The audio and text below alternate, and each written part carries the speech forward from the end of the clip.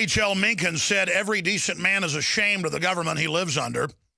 Amazing daily graphic that Kurt Nimmo, not just a wonderful, wonderfully informed writer and researcher, but also a great graphics guy, put together a little image of Barack Obama with that H.L. Mencken quote up on Infowars.com.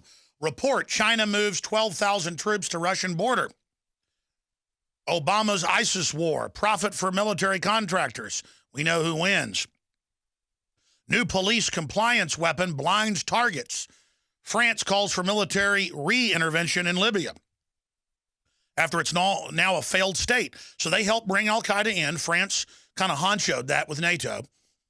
And now they say they've got to go in and take it over because of al-Qaeda, who they armed. See how this works? BLS, unemployed more likely to go shopping on average day than look for a job. Scottish vote scares London. I'm going to break that down. Scottish independence. Proof that $15 minimum wage hurts those it claimed to help. That's some of the news up on Infowars.com. Coming up, James O'Keefe, investigative journalist, the guy that brought down Akron, joins us. He came across the southern border dressed as Osama bin Laden. We imitated it. Dressed as a jihadi ISIS right by El Paso and severed a head just to illustrate how ridiculously open it is while we get groped at the airport. Well, he's now snuck in a very populated area of the northern border dressed as a jihadi with big bags marked Ebola and Ryerson, and then walked up to the Rock and Roll Hall of Fame with it all. Came across on a rubber boat in front of everybody. I mean, how suspicious is that?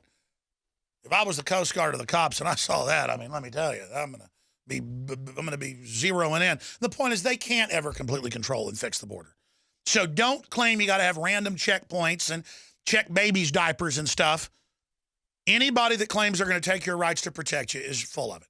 So dressed as an al-Qaeda person, he was then able to take the Ebola and the Ryerson in, the simulant, to attack the Rock and Roll Hall of Fame. There you go. So he's going to be joining us coming up. But what I'm really concerned about is the headline up on DrudgeReport.com. We have the story up on Infowars.com as well. Hospital sets patient record as mystery virus spreads. And that's Gannett out of Cincinnati. Hospital sets patient record as virus spreads. Medical officials admitted a record number of children to a local hospital over the weekend. You know it's from the new year and they're getting their vaccines. It'll always be a mystery illness. Later it'll be confirmed, the vaccines. This happened in California last year, a bunch of other places. To a local hospital over the weekend because of what they believe to be a rare respiratory virus spreading throughout the country.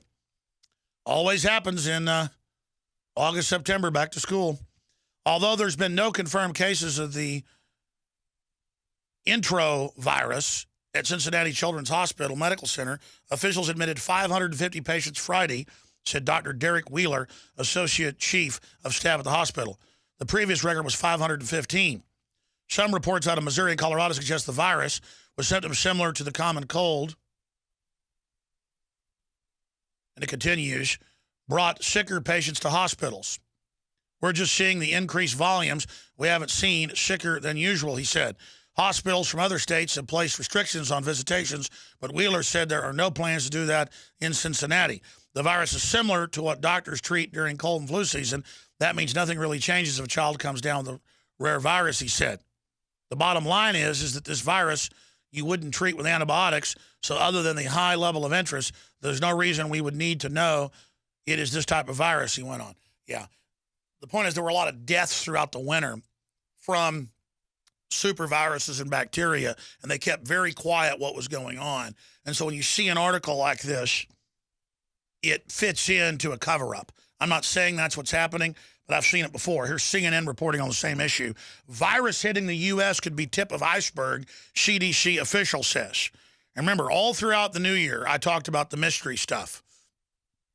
And I talked to the medical doctors. They're watching my family die. 3 of them. Throughout the winter.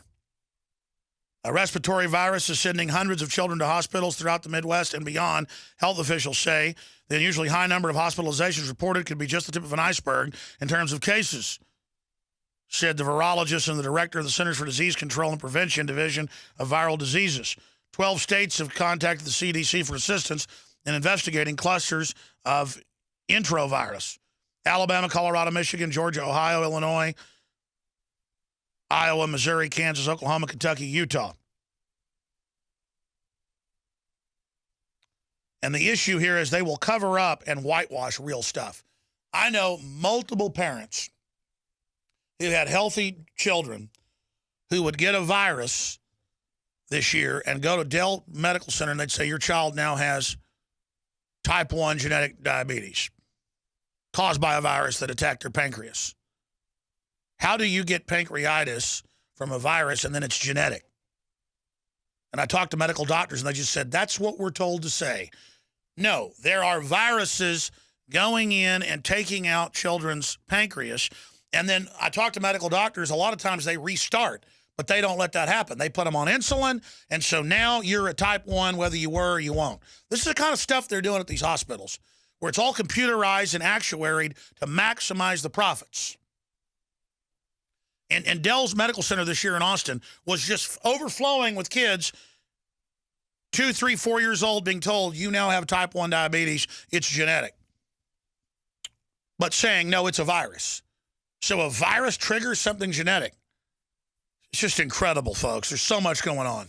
This is Alex Jones for InfoWarsLife.com. The latest in preparedness is now here. An electrically stabilized colloidal silver solution that can be added to both your home cabinet and preparedness pack alike. Concentrated to 30 parts per million in what has been dubbed the survival silver solution. The new InfoWars Life Silver Bullet Colloidal Silver is the answer for you and your family. And it's entirely free of toxic artificial additives that are loaded into many products. The InfoWars Life Silver Bullet Silver is so powerful that it is concentrated into a 2-ounce bottle and is not recommended for extended continual use. This is not a low-grade formula. We are working with one of the top laboratory manufacturers in the United States to bring you the best form of colloidal silver using electrical processes within a base of deionized water for your preparedness storage or your home kitchen. Purchase your bottle of InfoWarsLife.com Silver Bullet Colloidal Silver today and find other amazing supplements at InfoWarsLife.com.